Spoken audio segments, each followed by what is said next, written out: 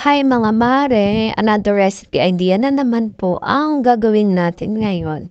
Kasi every time po na nagbabrowse ako sa aking Facebook, puro ganito yung mga recipe na nakikita kong pinupost. Ngayon, parang nag-crave tuloy ako na gusto ko rin gumawa. So ito, trinay ko ang gawin at okay naman, naging successful naman po yung ating pagsubok na gumawa nito. Halika mga mare, tuturuan ko kayo kung paano natin ito ginawa. Madali lang pala. Bali, gumamit po ko dito ng isang pack na gardenia. Pero any brand po ng tinapay, pwede niyong gamitin. Ako kasi, ito talaga yung ginagamit naming tinapay kasi po, masarap po talaga siya at napakalambot. Ganito lang naman ang gagawin. Siyempre, first is ipa-flatten muna natin yung ating tinapay. Pwede po kayong gumamit ng kahit anong pang-flat. Kung meron ay pwede yun ang gamitin nyo. Kasi meron ako nun actually, pero hindi ko kasi makita sa mga panahon na yun. Nagmamadali ako gumawa nito mga mare dahil gusto ko talagang tikman ang lasa nito. Ayan po, flat lang natin ito, both sides. Pagkatapos nito, ay itabi muna natin at meron naman tayong gagawin na next procedure. Bali, isang lata ng Century Tuna, yung malaking lata po ito, yun yung ginamit ko.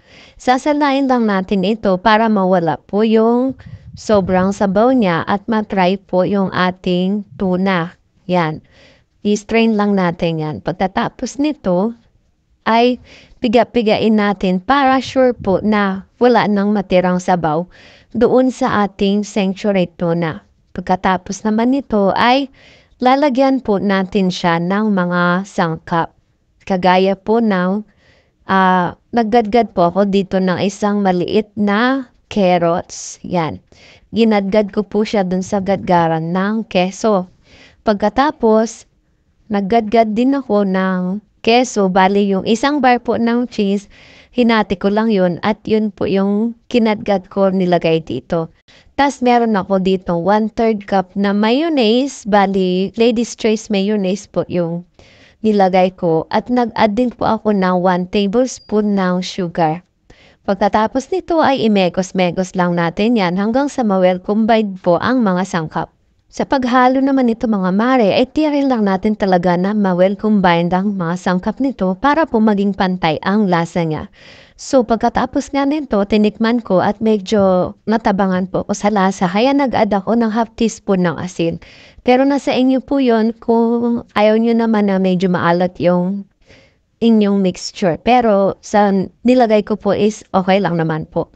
Bali, gagamit ako dito ng isang buong itlog. Actually po, nakagamit ako dito ng 3 large na itlog. Kasi po, yung isang pack po ng gardenia is naubos ko para sa mixture na to.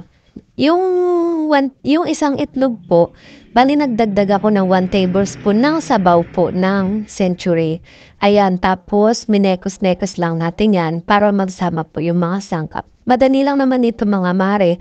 Ganito lang po yung gagawin natin. Bali yung tinapay, papalamanan natin siya ng yung Century Tuna mixture. Bali naglagay po o dito ng mga 1.5 tablespoon po ng mixture. Nasa inyo naman po yun kung gaano karami yung ilalagay yung palaman. Pero sa akin po, bali yung 1.5 is okay na po. Kasi pag sobrang puno naman talaga yung palaman, parang ano naman po, parang overload na siya sa sarap. Kaya para sa akin, 1.5 is enough po. At pagkatapos, ayun na nga yung mixture natin na itlog, yan po yung naging sealer natin. Huwag po kayo mag-alala dito sa aking brush, ginagamit ko po talaga yan sa aking pagluluto. Hindi ko po yan ginagamit na pang pintura. Char! Hindi, yun po. Malinis po yun mga mare. Kasi may mga recipe po ako na kailangan ko ng medyo malapad na brush. Kaya ayan po, hindi ko kasi makita yung iba kong brush Sabi po nga sa inyo, nagmamadali ako magluto nito kasi nagkikrave po talaga ako. Kaya eto, one lang yung mga nandyan na nakikita kong mga gamit ko, is yun lang po yung mga ginamit ko muna. Ganyan lang. After po malagyan natin ng pang-sealed, bali inano ko lang to ng tinidor. Both side po ay diniinan ko ng tinidor para sure po na masealed talaga yung ating tinapay at once na ipiprito na ito is hindi ito lalabas yung palaman. After po na maisilog natin yung ating tinapay, ididiretso na natin ito sa ating egg na mixture. Ayan, bale, magkabilang sides po is ilulubog natin ito mabuti sa itlog. Pagkatapos naman ay ilalagay natin ito sa breadcrumbs. Bali, ang nagamit kong breadcrumbs dito is 2 pack ng maliit na pack. Kasi may nabibili sa grocery na maliit na pack ng breadcrumbs. 2 ganun po yung nagamit ko. Yan, sakto na po yan para dun sa isang balot ng tinapay. Ayan, make sure lang na makoat natin siya mabuti ng breadcrumbs para sa ganon ay maganda po yung kalalabasan ng ating bread na ganitong recipe. Yan lang mga mare, ulit-ulitin lang natin yung proseso hanggang sa matapos natin ito. Bali, nakagawa po tayo dito ng 10 piraso na pares. So, bali 10 pieces po yung nagawa kong ito, tapos may sobra pong isang slice. Ayan na nga, pagkatapos, magpiprito na tayo. Dapat ang pagpiprito po dito is mahina lang yung apoy kasi madali po masunog yung ating breadcrumbs. Dapat medyo mainit na rin yung ating mantika bago natin ilalagay yung tinapay. Ganyan lang mga mare. Lulutuin lang natin yan both sides para po masarap yung ating tinapay na ginawa natin ngayon. So, ayan mga mare. Huwag kayo mag-alala kung medyo mag-brown ito. Hindi naman siya sobrang pait kapag medyo nasunog-sunog yung breadcrumbs. At ito na ang ating finished product mga mare. Tignan nyo naman. Hindi po yan sunog ha. Tignan nyo yung kabilaw versus dun sa kabilang side. Napakasarap po pala nito talaga mga mare. At hindi ako nagsisisi na in-try ko ito ngayon kasi sa totoo lang, ko pa ito gustong gawin. Ewan ba bakit hindi ko naisipan. So ngayon nga lang ito naisip na gawin. At tignan nyo naman mga Mars, ang sarap po talaga nito. Yung palaman na nilagay natin, sakto-sakto lang po talaga.